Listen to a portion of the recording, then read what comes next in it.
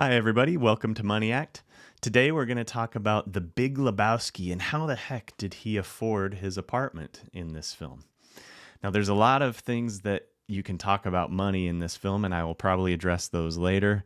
It's plethora, but as I was searching, I found this article, and it brought up something I had no idea, which was that initially the filmmakers were going to have his character be the heir of the Rubik's Cube fortune. And so he's been living off of this since the 70s. And that's just how he's gotten by, how he affords his apartment and whatnot. Luckily, I think or not luckily, but correctly, the filmmakers, the Coen brothers, cut that from the film because I think how I always thought of him, and I'm sure you did as well, that he was living off of unemployment or something, because it's clearly he was struggling for several scenes. You can tell that scene where his landlord approaches him, knocks on the door, and awkwardly asks for the rent because he hasn't paid it in several days. And there's the opening scene, and I think it actually talks about this in this article.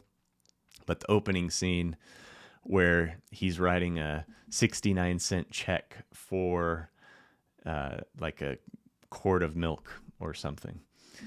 And so clearly he's struggling where he has to write a check for change. And actually, just side note, in that scene, where, as he's writing that check, he looks up and there's a TV with George Bush talking about the Gulf War. And he says, "This aggression will not stand." And the Coen brothers, brilliantly throughout the whole film, anytime the dude witnesses something like that, he then repeats something that he heard earlier in the story. So that scene kind of started off where he sees George Bush say this, and then later on, when the Big Lebowski is grilling him, he's like, "This aggression will not stand, man." So he's adopting what he heard George Bush say. And he does that throughout the film, where he grabs tidbits of something he heard somebody else say. But just because I was on that scene, I thought I would mention that side note. But the other thing that I wanted to bring up was it brings up a good thought experiment where you have to put yourself in a situation where, what if you lost your job? What would you do? Would you be able to afford your apartment or your house or your mortgage payment and all of your expenses that you have? How screwed would you be? I think there's many statistics out there that say that the average person can't even afford a $400 emergency. They don't even have that much money in the bank. And I think the pandemic, the lockdowns, the government action that they put in place, where they had the moratoriums where you didn't have to pay your rent, or you had some sort of deal where you got to just squat in the apartment and your landlord had to just eat it. And then there was the free money that came out. And I think that set up really bad moral hazard, where now that the moratoriums are going away, you're starting to hear a lot about tons of evictions happening. And, it's not a good situation. So it made me want to address this point to get people, instigate some thinking on what would you do. I myself recently, in end of June, I was working for a company where the Chinese funding was pulled because obviously China is contracting and they're going through some difficult times. So this company in particular, pulled the funding, and everyone's out of work.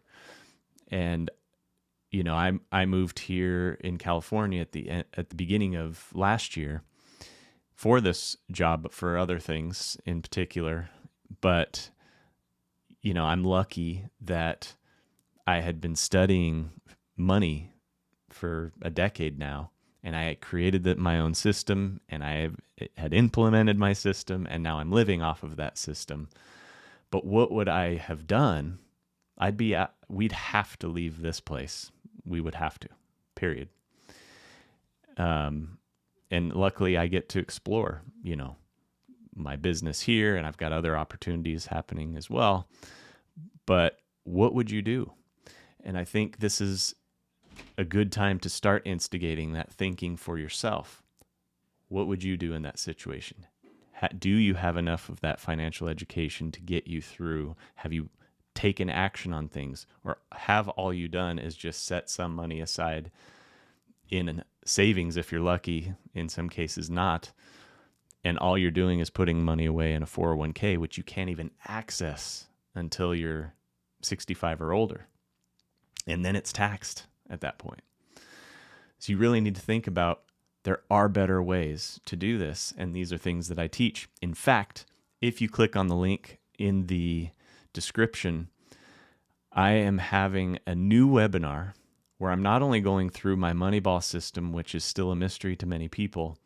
I'm going to go through it and clearly explain how it works, but I'm also going to show you not just, okay, great, it creates residual income that you can use now, but you can also use it for other goals you may have. And so in my course, I teach a whole myriad of things, but part of it is how to nail down what your goal is, because once you have your goal, then you can use the Moneyball system and other pieces of the system to make it work for you to strive for that goal. So a goal, an arbitrary goal I'm putting in there is how to pay off your house in 3 to 6 years. And so you will be able to do that with your Moneyball system. So please click that link, be on the wait list. You'll get notified of when that webinar is ready and live, and it's literally not just clickbait and you're going to watch it and go, okay, I didn't learn anything. You will learn how the Moneyball system works and then how you can make it work for you to pay off a house. And I'm going to use my current rental property in Pennsylvania that I have. I owe $115,000 on that property, and you're going to be able to see how I can shave off 26 years and do that in 3 to 5 years. So click on the link below, and this is just a glimpse into what I teach in Money Act and the powerful community that you would have access to. But again, this link isn't just a sales pitch. You're going to be able to watch how the Moneyball works and how you can make this work for you.